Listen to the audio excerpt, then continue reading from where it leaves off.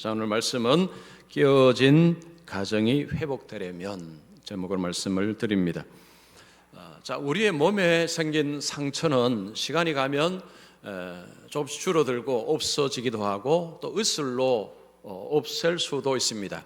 그러나 마음에 새겨진 상처, 마음에 생긴 상처는 시간이 지나도 사라지지도 않고 의술로 없앨 수도 없습니다. 오히려 시간이 가면 갈수록 뿌리를 더 깊게 내리기도 합니다.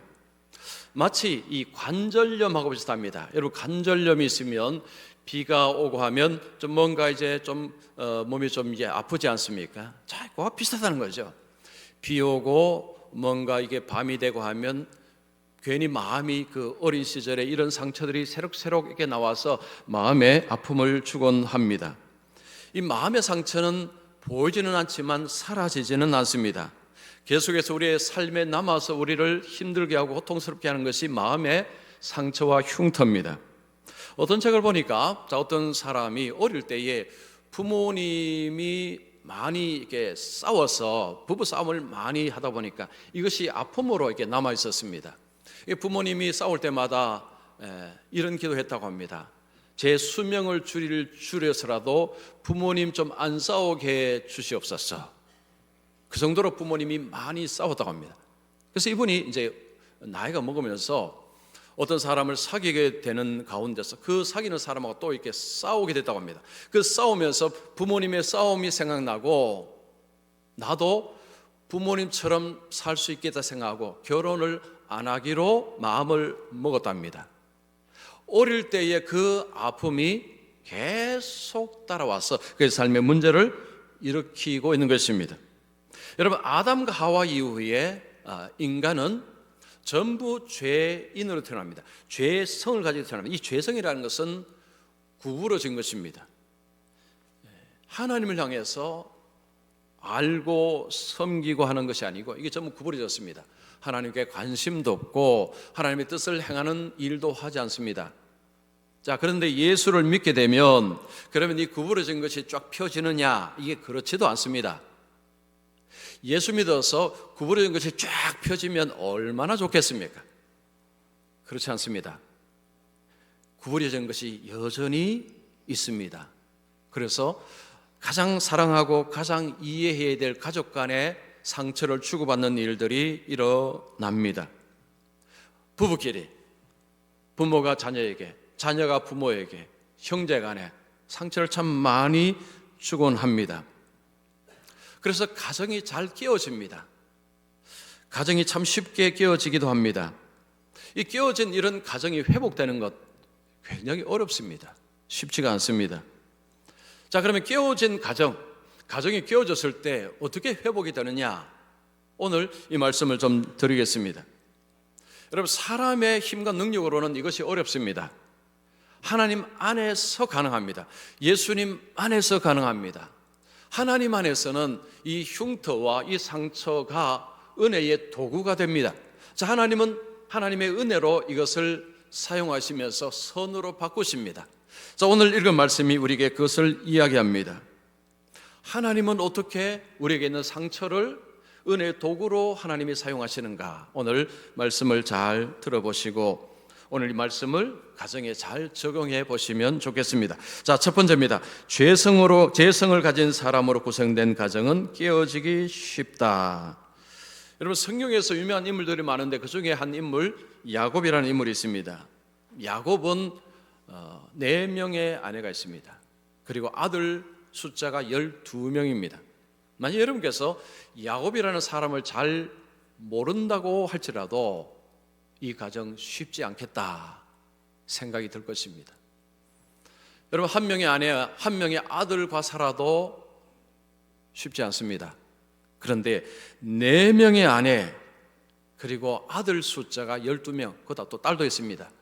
아들만 12명이 있는 이 가정, 별일 다 일어날 것 같습니다.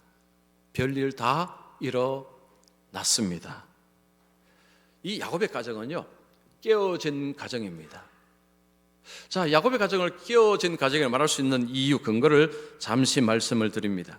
야곱은 쌍둥이 동생으로 태어났습니다. 야곱은 어릴 때부터 좀 교활했습니다. 속이는 것을 잘했습니다. 어느 날 형이 몸이 좀 피곤한 가운데서 돌아오자 형에게 제안을 합니다. 내가 팥죽 것을 줄 테니까 형의 장자권을 내게 넘겨라. 형이 또 거기에 응했습니다. 그렇게 하겠다고 했습니다. 형은 그것이 뭔지도 모르고 그냥 넘겼는데 알고 보니까 이게 엄청난 것이었습니다. 나중에 형이 그걸 알고는 후회하고 분노를 합니다. 그래서 아버지가 요셉에게, 아들의 야곱에게 외삼촌 집으로 가라고 했습니다. 그래서 외삼촌 집으로 갑니다. 라반의 집으로 갑니다. 라반의 집에 가서 보니까 둘째 딸이 마음에 듭니다. 둘째 딸을 사랑합니다. 둘째 딸을 아내로 맞이하고 싶습니다. 외삼촌이 조건을 겁니다. 7년 동안 봉사라는 것입니다. 이게 봉사가 아니고 종살이입니다. 종살이. 그런데 라헬을 너무 사랑하니까 7년이 수일같이 지나가 버렸습니다. 7년이 지났습니다. 이제 결혼식을 하고 신혼방을 차렸는데 누가 들어오는가 하니 언니가 들어왔습니다. 외삼촌이 속이고 레아 언니를 집어넣은 것입니다. 자, 그러고는 외삼촌이 말합니다. 동생하고 결혼하고 싶으면 7년을 더 봉사하라고 이야기했습니다. 이번에는 7일 후에 주긴 주지만 7년을 더 봉사하는 것입니다. 자, 여러분들 질문할게요. 앞에는 7년이 수일처럼 지나가겠습니다. 이번은 수일처럼 지나갈까요? 안 갈까요? 어렵습니다. 아마도 굉장히 길게 느껴졌을 것입니다. 이건 봉사 아닙니다. 이건 중노동입니다. 굉장히 힘들었을 것입니다. 자, 레아 라헬을 이제 아내로 맞았는데 야곱의 마음에는 레아가 아예 없었습니다. 레아를 사랑하지 않았습니다.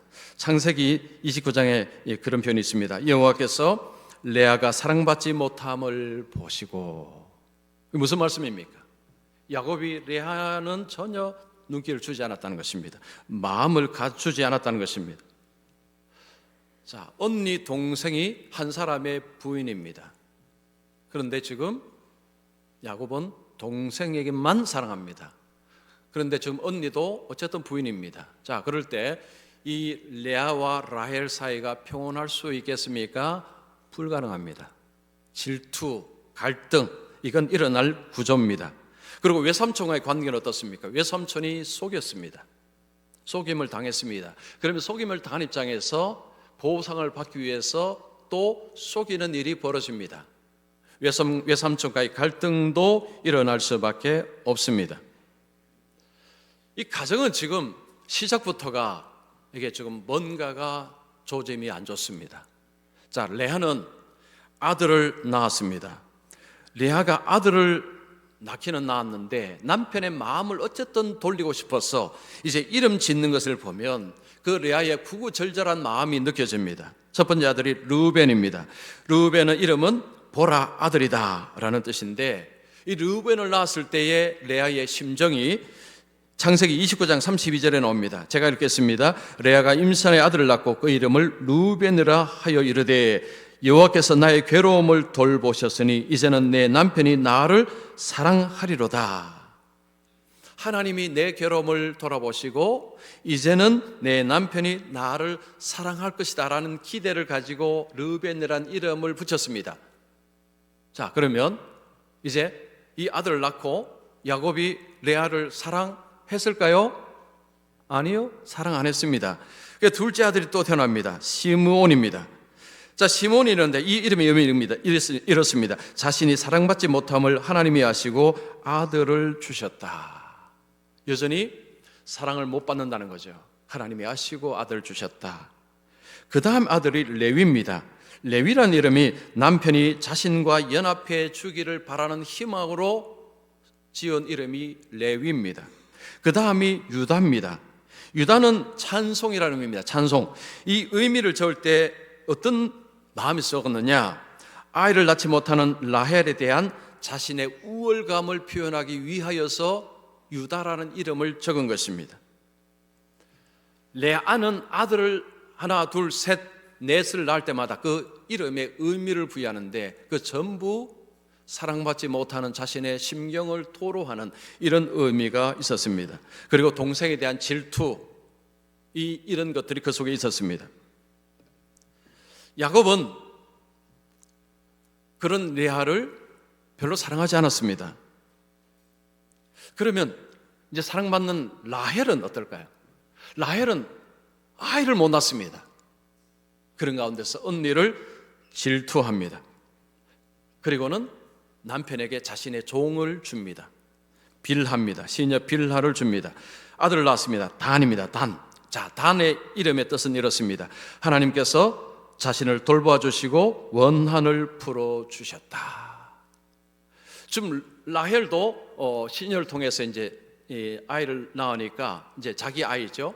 이름을 원한을 풀어 주셨다. 언니에게 상처를 받았는데 하나님이 치유해 주셨다는 것입니다. 그 다음에 낳은 아들이 납달리입니다. 납달리는 언니와 경쟁하여 크게 이겼다. 여기서 느껴지는 게 뭡니까? 라헬도 언니를 경쟁 상대로 여기는 것입니다. 그래서 이 아들 낳음을 통해서 경쟁에서 내가 크게 이겼다라고 이야기합니다. 자, 여러분, 레아, 라헬 두 사람이 부인입니다. 지금 두 사람 사이가 이게 보통이 아닙니다.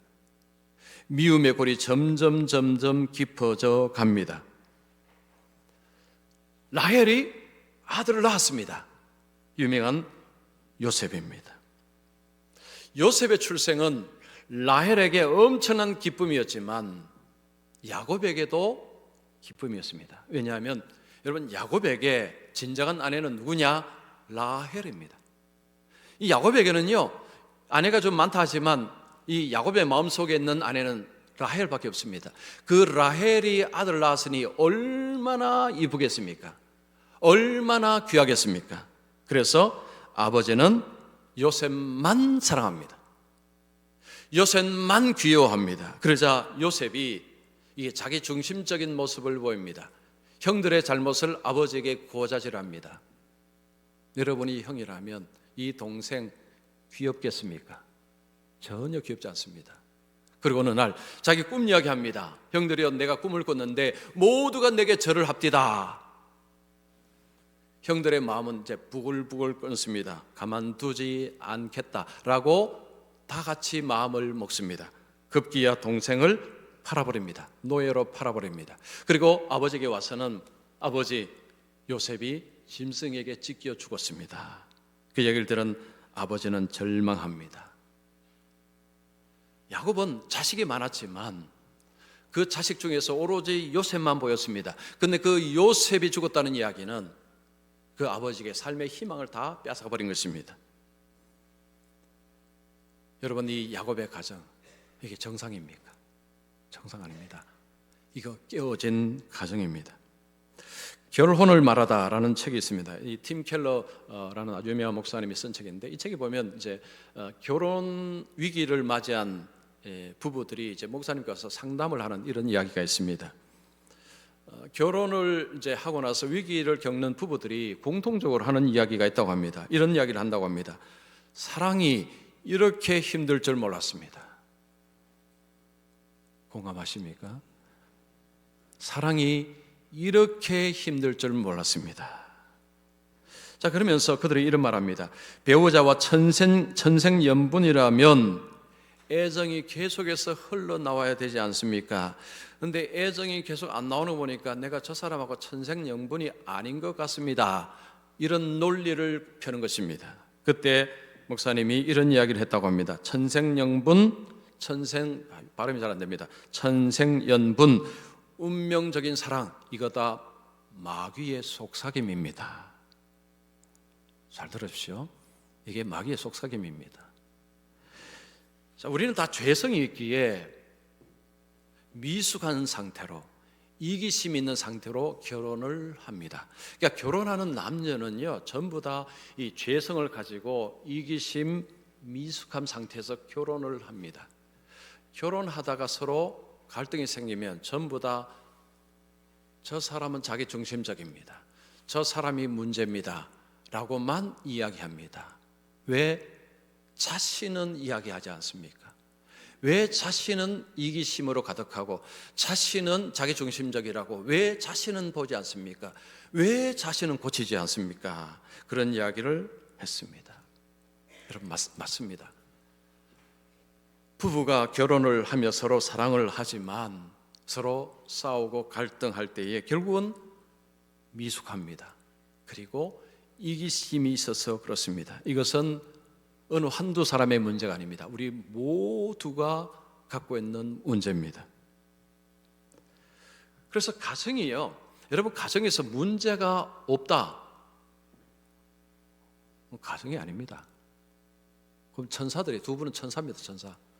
천사들이 하늘에 내려와서 가정으로 사는 것이지, 여러분 인간은요 가정에서 문제가 없을 수가 없다는 것입니다. 문제가 다 있습니다.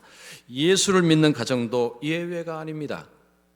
예외가 아닙니다. 여러분 교회를 많이 다니고 목사의 가정이고 무슨 가정이든지 여러분 사람은요 전부 예외 없이 이런 문제를 안고 살아갑니다.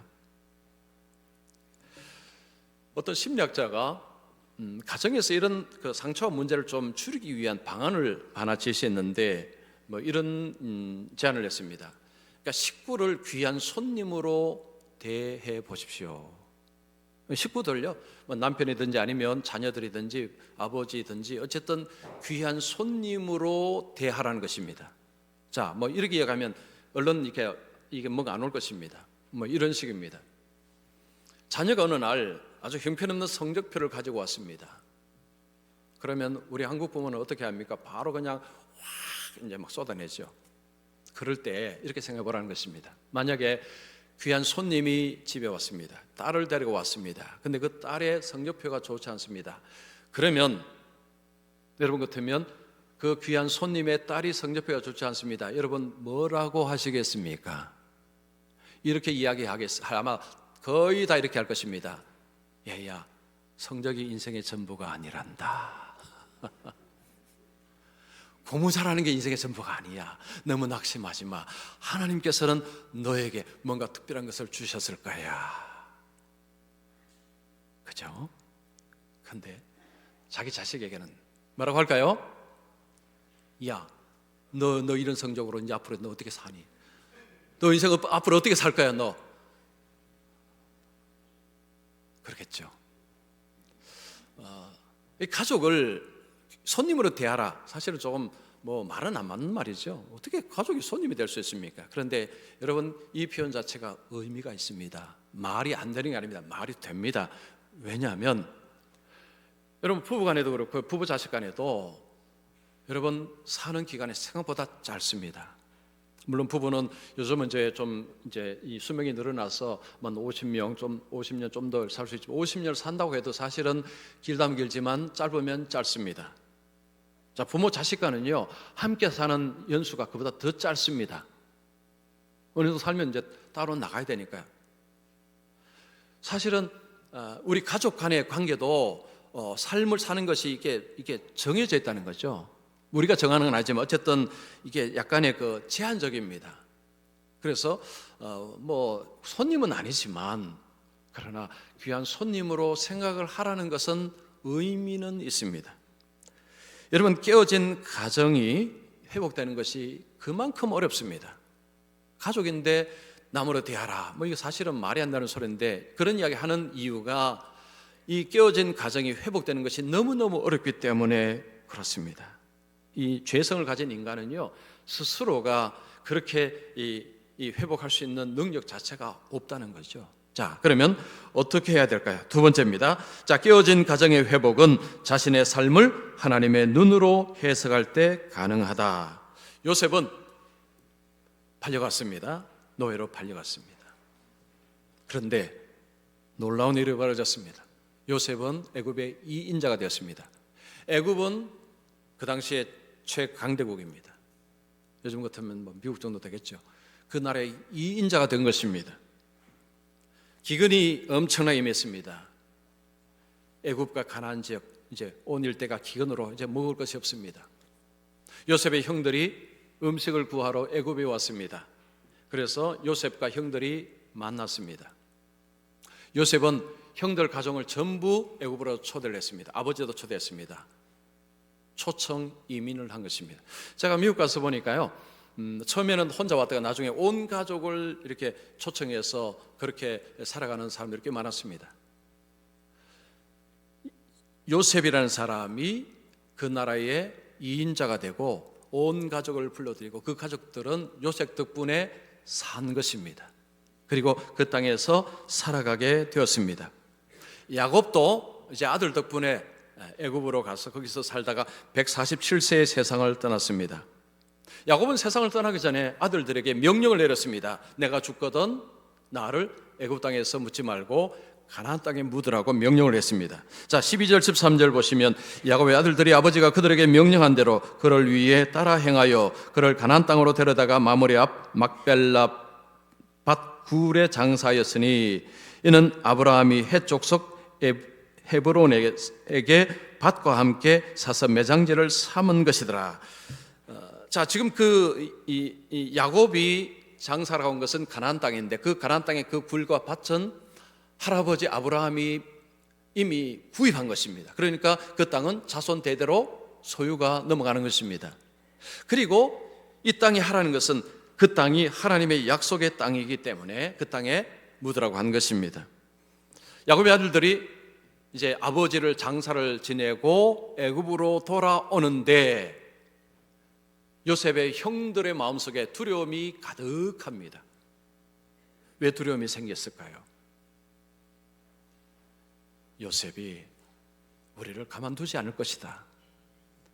아버지가 살아 계셨을 때는 아버지로 인해서 우리에게 아무것도 못했지만 이제 아버지가 안 계시니 요셉은 우리에게 보복을 할 것이다 라고 형들이 생각을 합니다. 여러분, 이거 합리적입니다. 왜냐하면 형들이 지은 죄가 여러분 눈꼽만한 죄가 아닙니다. 어마어마한 죄입니다. 이건 씻을 수 없는 죄를 지었습니다. 그러니까 그 형들의 마음속에 이런 두려움을 갖는 것은 너무너무 지당합니다. 당연합니다. 자, 15절 보십시오. 요셉의 형제들이 그들의 아버지가 죽었음을 보고 말하되 요셉이 혹시 우리를 미워하여 우리가 그에게 행한 모든 악을 다 갚지나 아니할까? 불안한 형들입니다. 그래서 그들이요 요셉에게 용서를 구하긴 구해야 되겠는데 직접 관련이 너무 이제는 동생이 무섭습니다. 그래서 사람을 보내어서 전하게 합니다. 그게 16절 17절입니다. 요셉에게 말을 전하 이르되 당신의 아버지가 돌아가시기 전에 명령하여 이르시기를 너는 이같이 요셉에게 이르라 내 형들이 내게 악을 행하였을지라도 이제 바라건대 그들의 허물과 죄를 용서하라 하셨나니 당신 아버지 하나님의 종들인 우리 죄를 이제 용서하소서. 좀 형들이 사람 보내서 하는 이야기 뭡니까? 아버지가 살아계실 때 우리에게 명령했습니다. 요셉이 형들을 용서하라고. 자, 그러면서 여기에 쓰는 표현을 보면 당신의 아버지라고 표현했습니다. 당신의 아버지. 이 표현은 이런 의미가 있습니다. 이제 요셉의 형들이 요셉하고 이제 형제라고 말을 못하는 것입니다. 요셉하고 감히 우리는 형제요라고 말을 못하는 것입니다. 그래서 당신의 아버지가 라고 얘기합니다. 그러면서 비굴할 정도로 그들을 낮춥니다. 그 사람이 돌아와서 그런 이야기합니다. 그런 이야기 할 때에 요셉이 울었습니다. 그 말을 듣고 용기를 내어서 요셉에게 가서 엎드렸습니다. 그리고는 18절 하반절에 이렇게 말합니다. 우리는 당신의 종들이니다. 그들은요 자신을 종처럼 다 엎드렸습니다. 이게 무슨 그림입니까? 요셉이 어릴 때 꾼 꿈 그대로입니다. 형들이 납작 엎드린 것입니다. 지금 형들은 어떤 벌을 내리더라도 우리는 다 받겠습니다. 이런 제스처가 바로 이겁니다. 우리는 당신의 종들입니다. 그때 유명한 말을 합니다. 19절 보시면 요셉이 그들에게 이르되 두려워하지 마소서 내가 하나님을 대신하리이까. 요셉의 신앙의 어떤 위대함, 어떤 신앙의 내용이 드러납니다. 두려워하지 마십시오. 형님들 두려워하지 마십시오. 내가 하나님을 대신하리이까. 무슨 말입니까? 보복은 하나님이 하시는 것이지 이것은 내가 할 일은 아닙니다. 심판은 하나님의 몫입니다. 나는 심판할 자격이 없습니다. 그래서 나는 내가 형들에게 보복하고 처벌하고 이런 일은 하지 않을 것입니다. 그러면서 20절에 유명한 표현을 하죠. 당신들은 나를 해하려 하였으나 하나님은 그것을 선으로 바꾸사 오늘과 같이 많은 백성의 생명을 구원하게 하시려 하셨나니.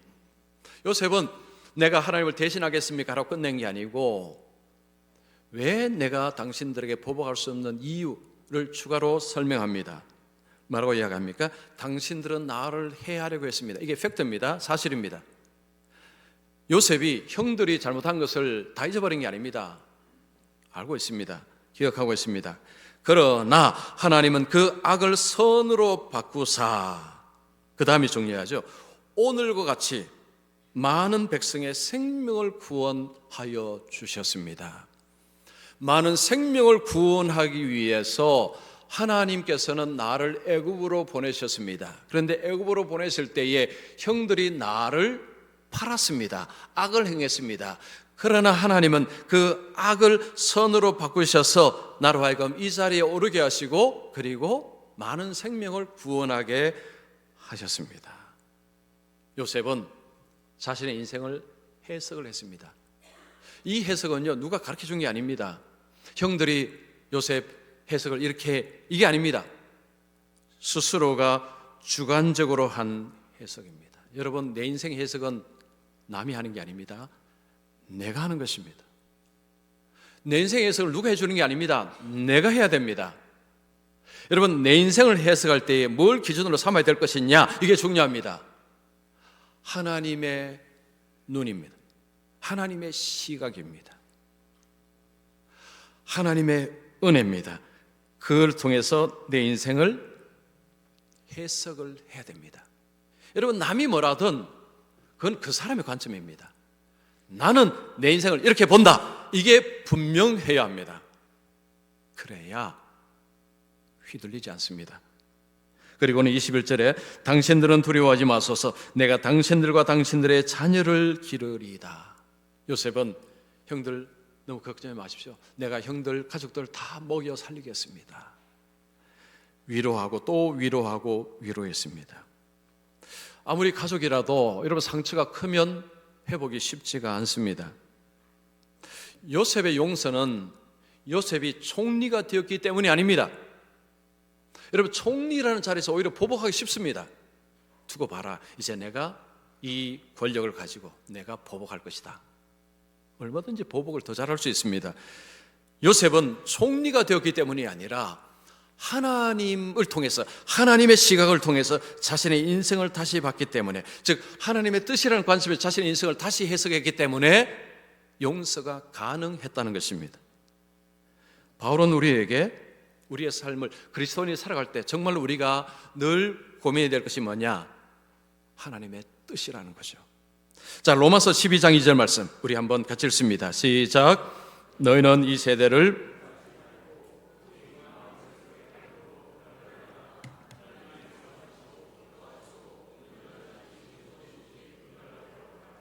저기 보면 그 하나님의 뜻을 이야기할 때에 앞에 뭐가 붙었습니까? 선하시고 기뻐하시고 온전하신 뜻입니다. 즉 하나님은 우리를 향한 하나님의 뜻이 있는데 그 뜻이 선하다는 거죠. 선하다는 것입니다. 일시적으로는 어렵고 힘들고 고통이 오고 이런 일이 일어납니다. 그러나 궁극적으로는 이제 가면 갈수록, 뒤로 가면 갈수록, 장래로 가면 갈수록 선으로 이제 계속해서 바뀌어간다는 것입니다. 그래서 예수를 믿는 사람, 저와 여러분은 지금 현실의 어려움 때문에 하나님을 향해서 원망 불평한다는 것은 뭘 인정하지 않는 것입니까? 하나님의 뜻을, 하나님의 섭리를, 하나님의 주권을 인정하지 않는 것입니다. 자, 로마서 8장 28절 우리가 잘 아는 말씀 우리 같이 읽습니다. 우리가 알거니와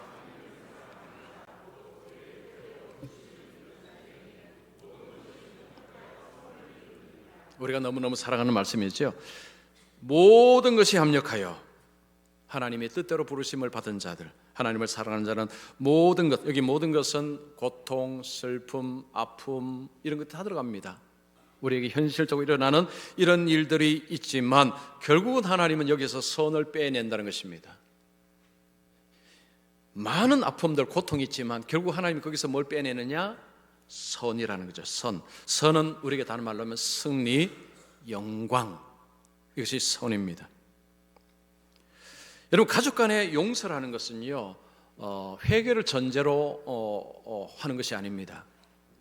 내가 가족에 누가 회개해야지만 내가 용서한다, 이것은 순서가 잘못된 것입니다. 왜냐하면 예수님이 우리를 용서해 주셨을 때 우리가 잘못을 빌었기 때문에 용서를 해 주셨는가? 그러면 아무도 용서 못 받으면 다 지옥 갑니다.